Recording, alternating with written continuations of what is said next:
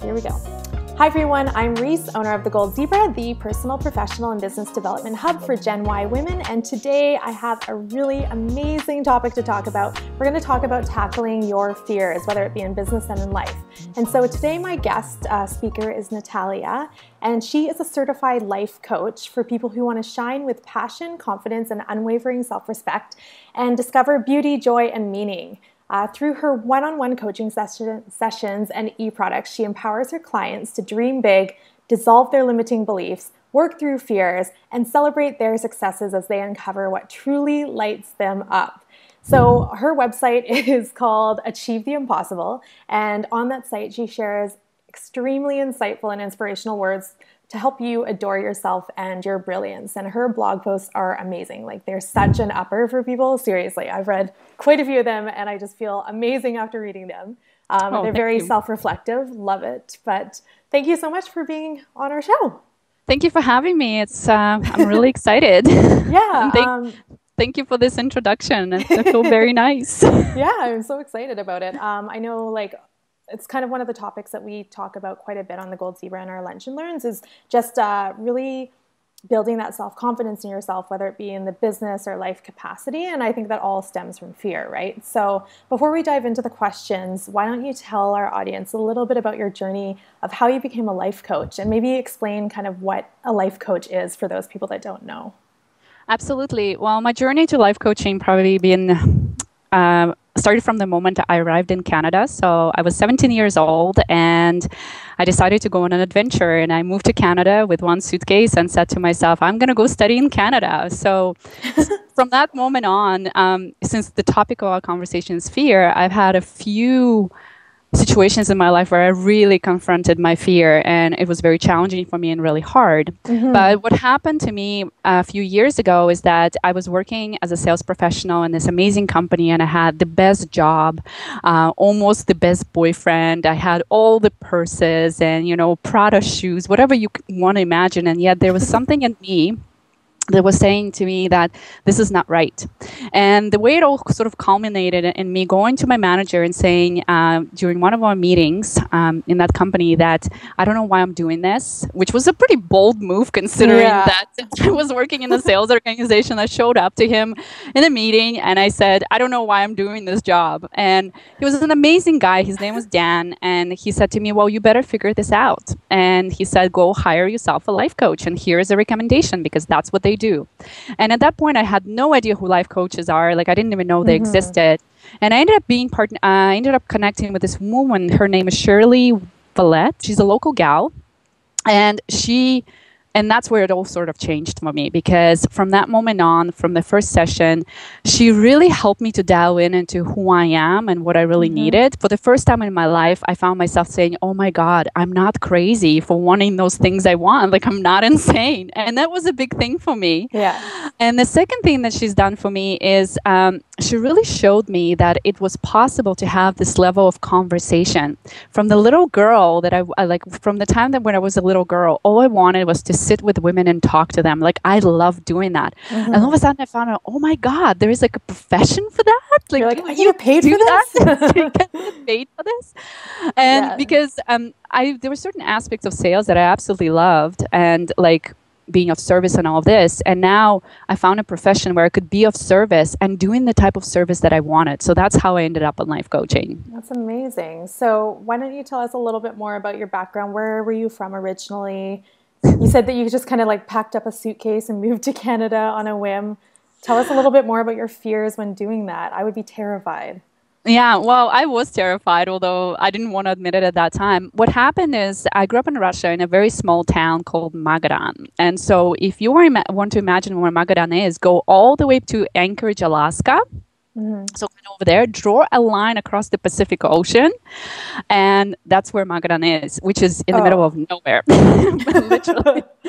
You can't even take a train to that city. You can only fly, and it takes 8 hours from Moscow. So I grew up in this kind of small town, and I had really big dreams, and I always was really inspired and really wanted to move and travel and all of this. And yeah, so when I was 17 years old, after graduating high school, pretty much a few months after that, I packed up my bags, and my parents said to me, okay, you want to study abroad? Then you're going to have to go and figure this out. And they gave me the money, like as much as they could afford, and I moved to Canada all by myself. I didn't know anybody here. I didn't even know how you apply to university here, like, because in Russia it's all done completely different. So at first I was really bright-eyed, and then I arrived to Canada, and very quick I was like, oh my God, like, what did I just do? And from the moment that I sort of stepped on Canadian soil to now, there have been moments when it's been a very interesting transition into Canadian culture, and sort of from the moment of how am I going to, figure out where I'm going to live, because that wasn't arranged for me. How am I going to figure out how does this Canadian education system works, right?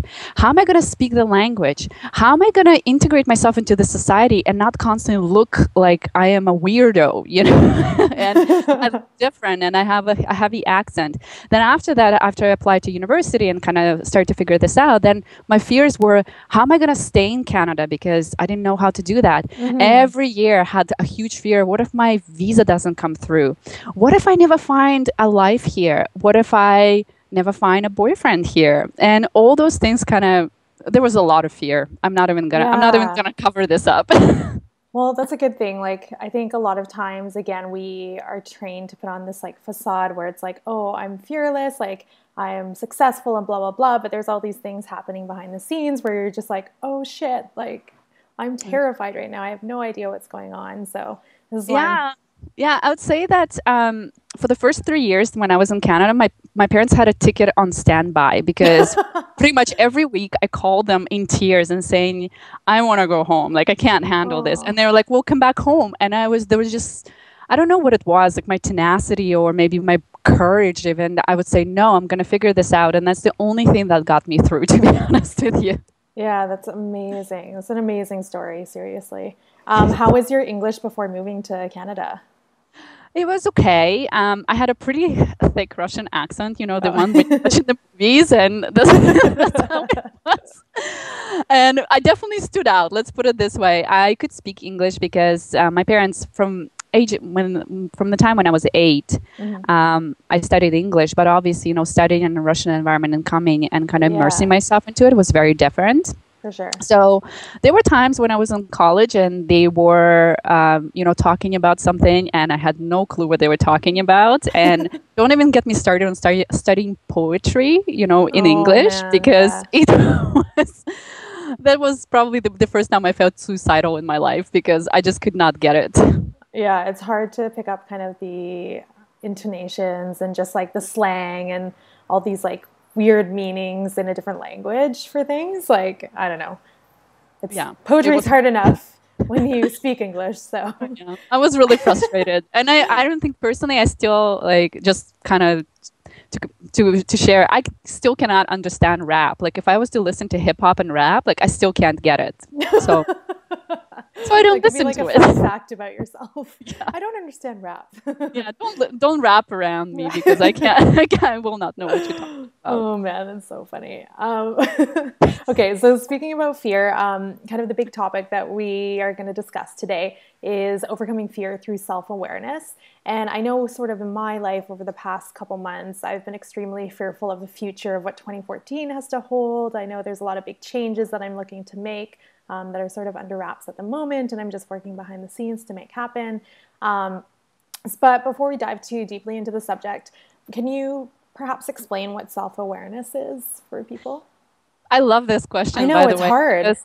It is hard. And I've actually, there's a lot of definitions, but what I looked at one on Wikipedia, and it's by no means, the standard or anything, but I'll read it.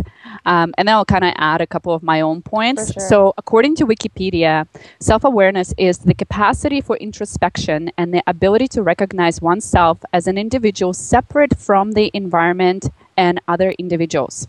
So what does that mean? What that means is essentially self-awareness is about knowing who you are. And then understanding, and coaching, we call this understanding your values.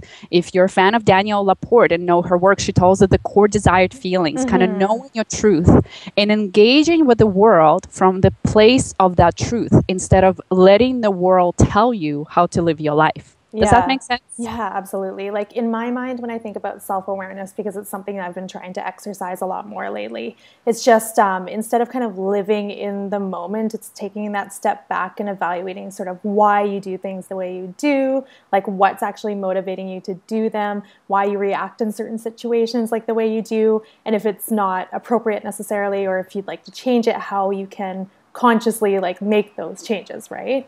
Exactly. And just going to that place sometimes for us can be deeply fearful, right? Absolutely. It can be very, very scary because our culture and society doesn't always celebrate that. Because what we might find out, and that's what happened to me, is that my truth is very different from what is celebrated in the society, right? Absolutely. So for me to engage with the world from the place of my truth, I had to really face some of my major fears. And it sounds to me like that's what you are talking about as well, because you're going through this process. Right? It's very like self-reflective, as you said. I know, like kind of leading into another question, a lot of people kind of see themselves as passive recipients to whatever life brings. So, or they externalize things. So instead of thinking that they're in control of kind of their environment and the ability to make themselves happy or successful, or like in control of their destiny or future, they just think it's already like preset for them. So what are your thoughts on that? Is there a way that people can kind of wake up and understand how they can create a better sense of control in their lives? Well, there's I have two things to say about this, because I will probably spend the rest of this conversation just talking about this topic. Totally. What I would share is that there's actually an amazing book by an author called Ajay Shanti, and it's called The End of Your World. And what he talks about is saying that essentially we are all on the path to awakening. That's predetermined. Like, you're going to wake up. The question is, are you going to work in partnership with life to wake up? Or the life is going to put you on its knees and make you wake up.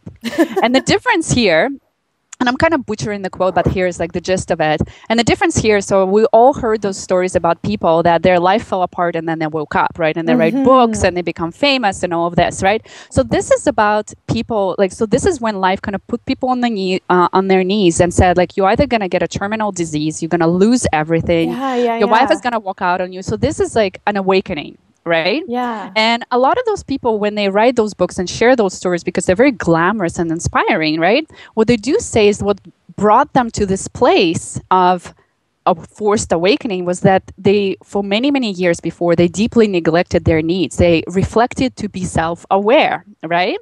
Whereas the other path is what I called is being in partnership with life. So what does that look like? It's not as glamorous. You don't need to lose everything to wake up. It's about following the breadcrumbs. And the breadcrumbs look like this. I don't like my job. I'm afraid to leave my job, but I really feel it deeply in my heart that there is something off about what I'm doing. And it's not about, it doesn't mean that you have to walk out of your job tomorrow. What it means is that just listen to this. This is your breadcrumb that's telling you that if you explore what is it around, what is the charge around your job, that's your opportunity to wake up.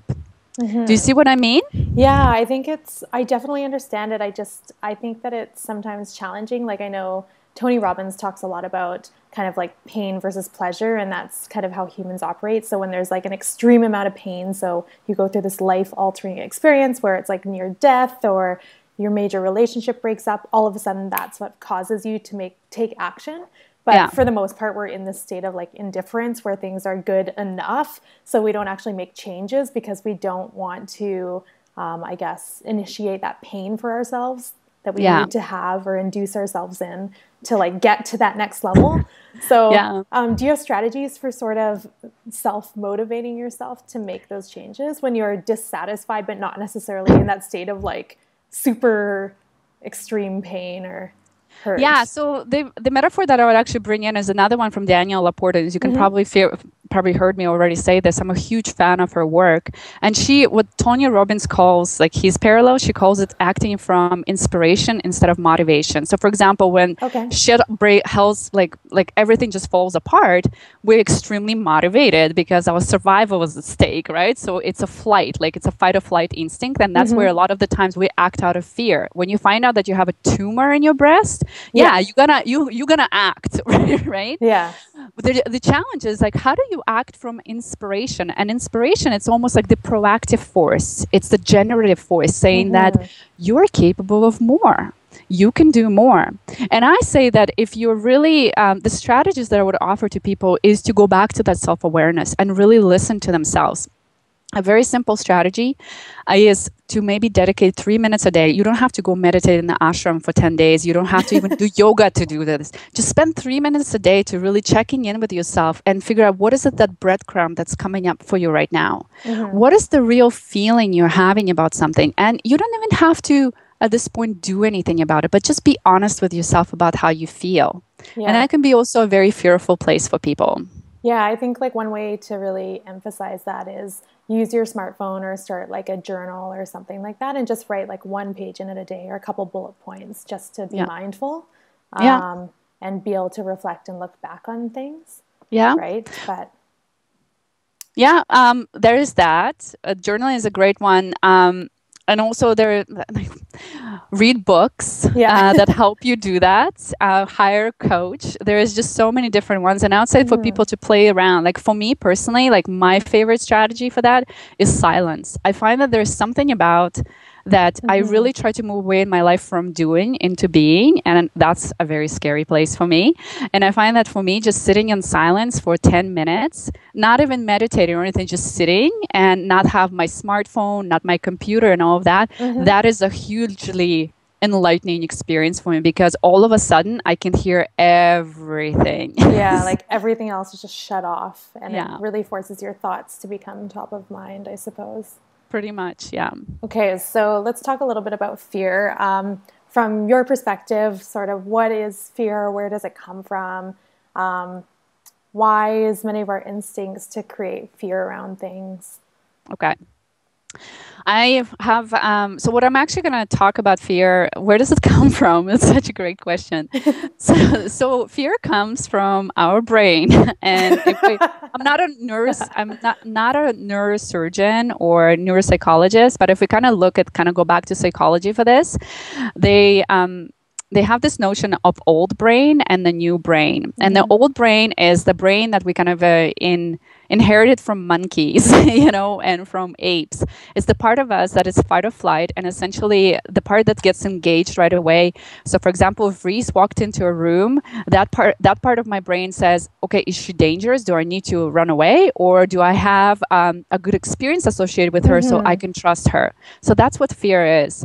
And then there's another part of our brain, what's called like a new brain, neocortex, where that's where the part of our brain is responsible for empathy, for memory, for associating things and kind of and attaching more of like the fluff around it. What's happening with fear? So fear is the part of us. It's the best definition that I could find. It's a psychological part of us that is there to protect us from any risk. So it doesn't mean that that risk that we encounter is necessarily bad for us because the fear cannot differentiate. The only thing it knows that if it's a risk, run away or fight, right? That's the only two reactions that know.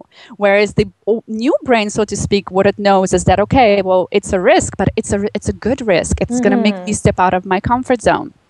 The metaphor that my mentor uses and teacher, my teacher and mentor uses to describe this, our fear is like a dog that's been given an instruction to protect us at all costs. It said, like, protect this person, don't make her leave the house. But that dog doesn't understand that sometimes you want to leave the house to get some food. This dog doesn't understand that you need to go out and talk to people, and certain people are okay people for you to communicate. Go to work or something. All it knows that it needs to protect you, and it protects you to the best of its ability. But its communication skills kind of need a little work. Does that answer your question? Yeah, absolutely. Yeah, that's so interesting. It's funny because with fear, I think you're totally right. Like it's just that like fight or run away kind of mentality. And we have this amazing ability to kind of create logical, I guess, patterns or figure out or assess whether the risk is small enough for us to be able to actually engage in whatever the thing is that we're afraid of. But some people just have a higher risk tolerance than others. Yeah, and the reason why they probably have high risk tolerance is because they've faced their fear enough times to know that they're not going to die. The reason why our fear protects us from risk is because there's a certain part in us believes that if I engage in this, I'm going to die. Mm-hmm. And for example, if I leave my job, I'll end up on the street, kind of like asking for spare change, right? So that's what it's essentially trying to from death, right? Like fear tries to protect us from death. So one of the questions that you asked is that you said, like, why do we create fear around certain situations? Mm-hmm. I would tend to disagree with you. I don't actually think we create fear a certain situation. Fear is an instinct. Mm-hmm. And I also really believe, at least in my work as a life coach, that fear needs to be respected. Like white knuckling through our fear is not a good idea. Yeah. Think about your life. How many times, you said to yourself, I want to leave my job, quit my job tomorrow and start my business. And if you were to white knuckle through this, it doesn't work. Mm-hmm. Fear is there. While it may not have the best communication strategies, it's actually there to tell you something about yourself. Mm-hmm. And it's there for you. And what it's trying to tell you is like, pay attention to me. So it's actually a great source of self-awareness since we're talking about it. Yeah, totally. Okay. That's great. That's really great. I'm like, I need to write a mini ebook to summarizes this whole talk clearly. This is all gold. Okay, so speaking of fear or having fear in our minds, oftentimes like we'll associate being fearful or having that fear with becoming negative or bitter around a situation. What are some strategies from going from that kind of glass half empty mentality to a glass half full mentality when we're afraid of something? Okay, so what I would say is I don't know how this is for everyone, but in my work, I noticed that the reason why when we feel bitter or resentful, when those kind of, what I call them, not so nice feelings come up shadow comes up, we call it shadow in coaching. Okay. It's those feelings that we don't necessarily like about ourselves. They're often a result of us neglecting a part of ourselves. So for example, if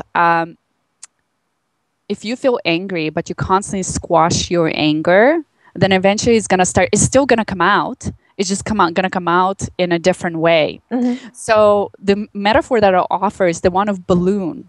So for example, if you can only inflate balloon up to a certain point, if you imagine that you were like a balloon and you can only handle that many feelings, eventually this balloon is either going to leak or it's going to explode. Yeah. So the strategy that I would offer for people that if they're caught up in this feeling of resentment, bitterness, and they're really feeling stuck, is to start feeling your feelings. I know this is kind of like, I know maybe some of the readers or viewers of this interview say, well, but no, tell me what to do. Tell me what to do, how to feel my feelings. No, like there is something within you that needs to be felt and dealt with. And one of the ways to deal with it is, once again, journal about it. Mm-hmm. Go for a walk. Go maybe do some anger releasing strategies or sadness releasing strategies. And some of those things could be done in the presence of a coach or a qualified professionals. But essentially find a way to reconcile with these feelings or address your fear.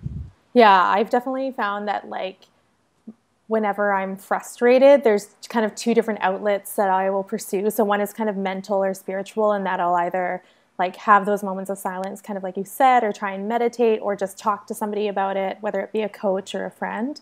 But the other side of it is, since I moved to Vancouver, I've taken up boxing, and it's literally like the best release, like for your physical self, to just like let out all the anger and just have an amazing workout, like feel good about yourself again, and just kind of release it all on the heavy bags or hand pads.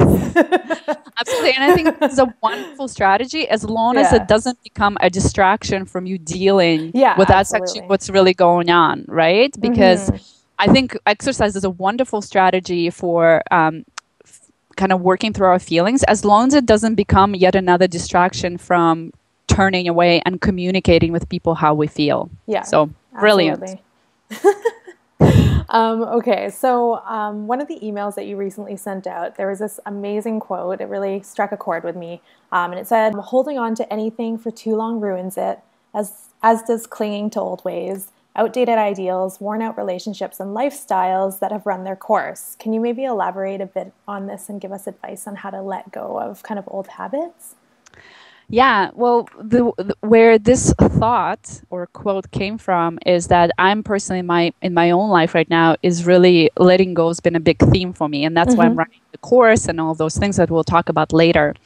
But what I've kind of come to realization is that who we are today is not who we are now, and it just as we change, our beliefs and needs and relationships need to evolve as well. Mm-hmm. But what happens with a lot of us is that because fear sort of gets in the way, is that there are certain things that we learned as a child, as an adult, as a teenager, that we carry it through. And what I'm seeing in coaching with a lot of my clients is that they may be 50 years old, yet their past and their inner kid is still showing up in their present, right? Mm-hmm. And there is a block there that sometimes our fear, like letting go of those things sometimes can become a big challenge and forces us to really face our fear, right? Because a lot of us have identities associated with some of those things we don't want to let go, right? For example, how do you let go of marriage, right? This marriage may not serve you anymore, but so much of your identity is wrapped up into this, like big fear, right? Mm-hmm, mm-hmm. And or like a career that you've worked in for 10 or 20 years, right? Absolutely. Or I've been a stay-at-home mom for the last 10 years, and now it's like I want to go back into work. So lots of fears. So the thing about letting go is when my clients, I wrote a blog post a while back, and it was titled like, "Why is it so hard to let go and what to do about it?" Yeah, we'll definitely link it. Yeah. And one of the things that I always ask my client when they're saying I'm having a really hard time to detach from anything, whether it's emotion, job, whatever, I ask them, what are you holding on to? And if we understand that everything we do in life has a payoff for us, like anything, even if it's not a behavior that may have a very noble payoff for us, if we understand what that payoff is and how this payoff serves us, then we can be able to let go consciously. Okay. So, for example, one of the things that I had to let go in my life is that when I used to get frustrated, is I would just shut down. So, for example, I was mad with my boyfriend, and instead of talking to him about, how I felt, I would just shut down and I would become resentful. Now, the payoff for me in that behavior was that I got to be right. Instead of opening a conversation about it and talking about my needs and saying, hey, this is important to me, I got to be right. I got to think he is a jerk. And it was kind of actually good for me, to be honest with you. It made me feel very superior, much smarter. Yeah. And yet what's happened down the road is I realized that by opening a conversation and becoming vulnerable, I learned that some of those, that he's not a jerk, that he's just acting from a place that's important for him, right? Or just maybe his perspective is completely different on the situation and it's a complete miscommunication. Like I've definitely found that in situations as well. Yeah. So to answer your question, what are some strategies to let go? Start with the question is, what am I holding on to? So if you find yourself in a relationship or at a job or even doing the same thing over and over again, ask yourself, what am I really hanging on to here? So if you say to yourself, I want to start exercising, yet I'm not exercising it. What's the payoff of not exercising? And it may not be as noble as, I get to lose 10 pounds or whatever, but maybe is, I get to be the way I always was, and it's comfortable. And it's comfortable for me. Whereas going out there and exercising, that means trying something new, and that's scary. And I don't want to face my fear. Does that make sense? Yeah, absolutely. That's a great strategy. Yeah. Kind of similar along the lines, do you have any kind of day-to-day strategies from transitioning your mindset from being fearful to grateful in situations that may appear to be negative? Yeah. You may not like my answer. No. But my strategy to transition from being fearful to grateful is actually acknowledging your fear and understanding what you're afraid of. Okay. And then seeing what sort of the story is there. So I don't believe enough, like I don't want to say I don't believe in affirmations, but I feel like I know personally if I'm pissed off, it's very hard for me to say, like, I am so grateful for my life. I am Yeah. so happy this is happening to me. For me, what Like, I want to thank do God I is live in go punch Canada. somebody Yeah. in the face, Yeah. right?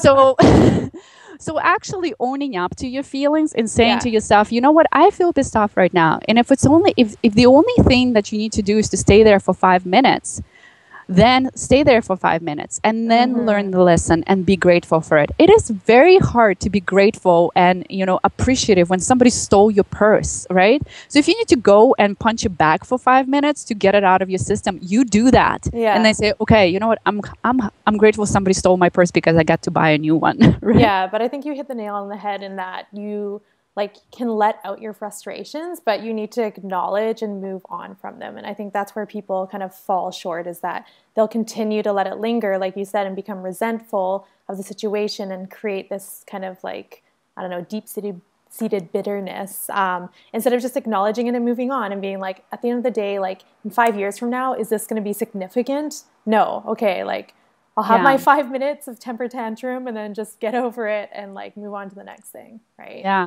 So remember that balloon metaphor that I explained, that a lot of the times it's either leaks or it explodes, right? And because I'll give you an example. I'm working with a client right now that for 15 years, she had an issue with her husband.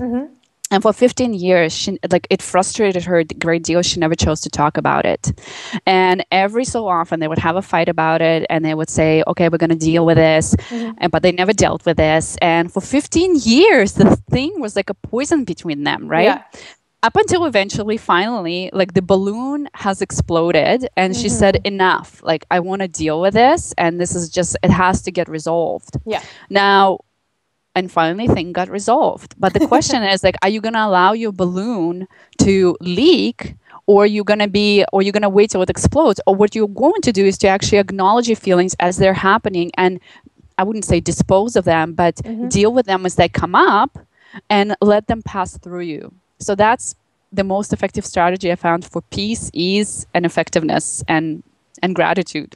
Yeah, that's great. Like, seriously, a great strategy. Everybody should be implementing that. Okay, so why don't we talk a little bit about, like, you've provided some really great strategies throughout our interview so far. And I know one of the things that you'll be offering in the next couple weeks is this amazing 14-day guided e-course. And for our viewers, it's absolutely free. So tell us all about it, because I mean, everybody should take advantage of this opportunity because it's completely free. You're going to get so much value out of it. Like, if you've taken even one or two lessons from the last 20 minutes, like, imagine what you're going to get in 14 days. So yeah, tell us all about it.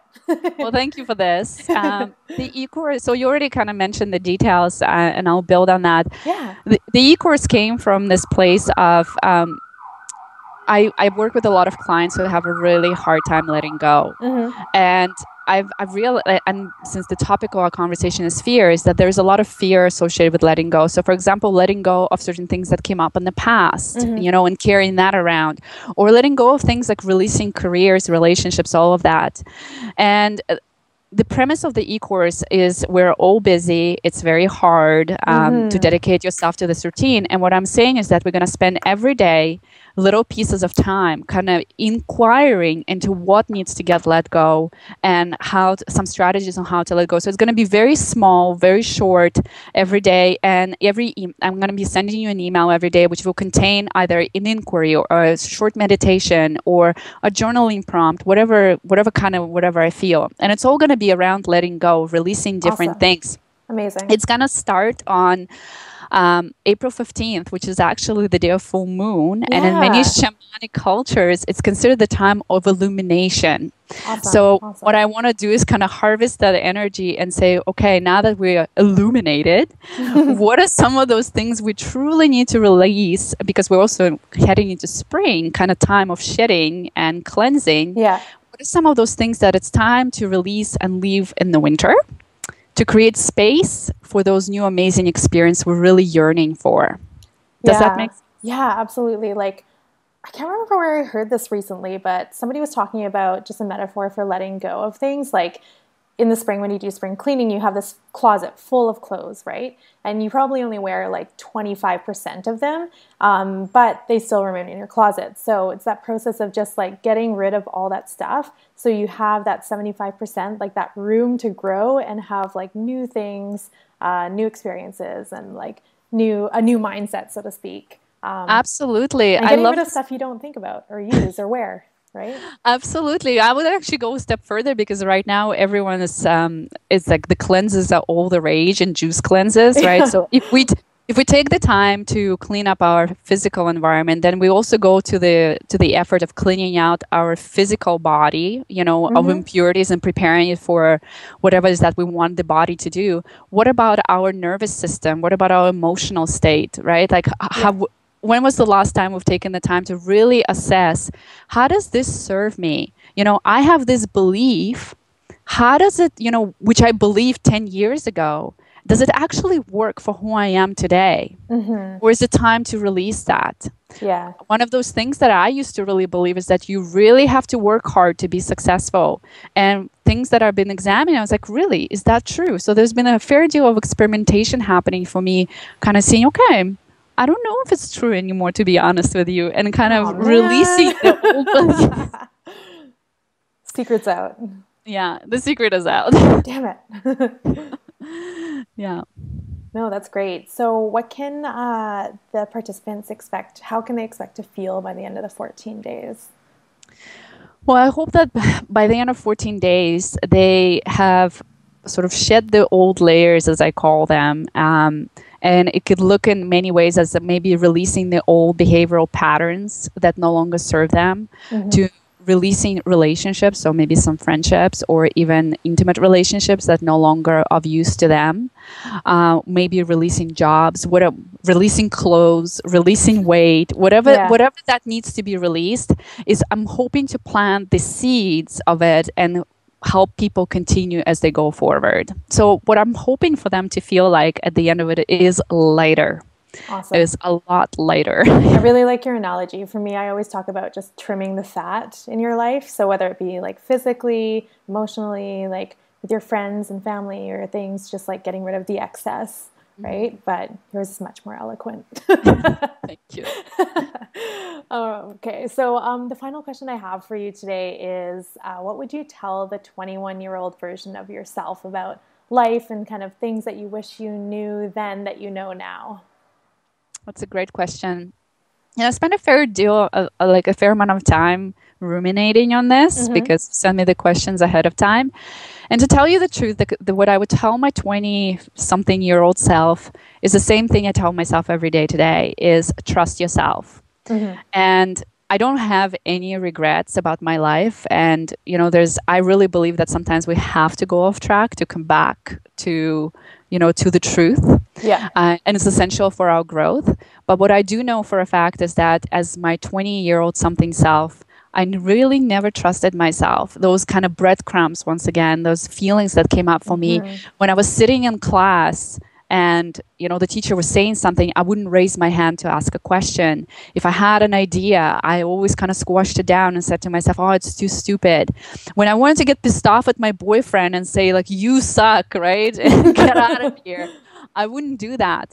And over the last decade, what I've been slowly moving into is that when I trust myself, it doesn't mean that it makes my life easier. It doesn't mean that my life is perfect and there are unicorns and rainbows every day. Mm-hmm. But what I do know is that it gets me to the truth faster. So if I spent 5 years on a relationship that I knew deep down should have ended after 1 year because it was just not right for me, I Mm-hmm. spent 5 years trying to make it work. Whereas deep down, Yeah. it was just not right for me. These days, it just happens a lot faster. And what I would leave the viewers of this webinar or this Lunch and Learn with is that it doesn't have to be so hard. It doesn't, like, where are you making it a lot harder than it needs to be? Mm-hmm. And by trusting yourself, it doesn't mean that it's going to, you know, all work out in a snap, but it's just going to be a lot easier. And I'm all Yeah. about making things easier. I'm lazy. Yeah. For me, like, I just always think about at the end of the day, like, when we die, all we're going to have left is our integrity, right? So were we really true to who we were, what like you said, your core desired feelings were. And I mean, if you're constantly trying to do things to accommodate other people's expectations or what society thinks is like the norm, instead of just trusting yourself and what's right for you or having that gut instinct, I think it makes life a lot harder, like you said. So, and when you're talking about waking up, like one of the questions you asked, like, how do you wake up? Yeah. And I truly believe that we don't need to search for opportunities to wake up. If we just listen to ourselves and engage with our life as it is today, you're going to wake up faster than you ever will. Yeah, that totally reminds me of that quote. It's like, luck is where preparation meets opportunity. It's not that like there's lucky people. It's just that, again, you're like prepared and ready to take on opportunities when they present themselves. So yeah, I agree. Yeah, so thank you so much. Before we wrap it up, for people that do want to go a bit further than the 14-day course, can you tell us a little bit about what services you specialize in as a life coach? Yeah, so I do work with people one-on-one. Mm-hmm. There's a couple of things that I offer. I actually, as a part of the course, I'll be whoever takes the course, I'll be offering. I'll be making a special offer to people. It's called like a life clarity session. So you'll have an opportunity to work with me at a discounted rate. I mean, if you wanted to go beyond the 14 days and kind of explore life coaching for yourself, I do recommend just checking out my website. But I work with people one-on-one, and it's very, very effective. Yeah, absolutely. Yeah, so it's kind of I don't really believe in packages and things like, oh, there is the prescription. Mm-hmm. I would say give me a shout and let's talk about what is it you're looking to do, and we'll figure it out for you. Yeah, that's amazing. And you work with people not just in Vancouver, correct? Like you have the opportunity to work all over the world. So yeah, all over the world, as long as I don't have to wake up at 3 a.m. in the morning to take your call. I work with people all over the world. Amazing, amazing. Yeah. Well, thank you so much for taking time out of your schedule to speak with us today for the Lunch and Learn. I know that you have provided a wealth of valuable knowledge. And as I said, if you've taken a few things out of this workshop for Lunch and Learn today, just imagine what you will take out of a 14-day guided e-course from Natalia. So I want to pose a challenge to our viewers. Underneath the video here, why don't you post kind of what your biggest career fear is today and what you're afraid of, and one strategy by which you can really combat that fear, or how you're going to move forward to minimize it. So get involved in the conversation below. The Gold Zebra is a great community in that it's very supportive. We'll be sure to be online to converse with you if you choose to challenge yourself to declare your fears to the world. And like I said, thank you so much. We are going to provide some links to Natalia's workshop as well as her website. Like I said, she has an amazing blog, so even if you're not ready to quite take on life coaching, definitely check out her blog. She has a lot of great questions on there that you can kind of run through and then take time to self-reflect on. So any last words from you? Thank you so much for having me. It was a blast. Yeah, thank you. Okay, I'm Reese from the Gold Zebra, and have a great day, everyone.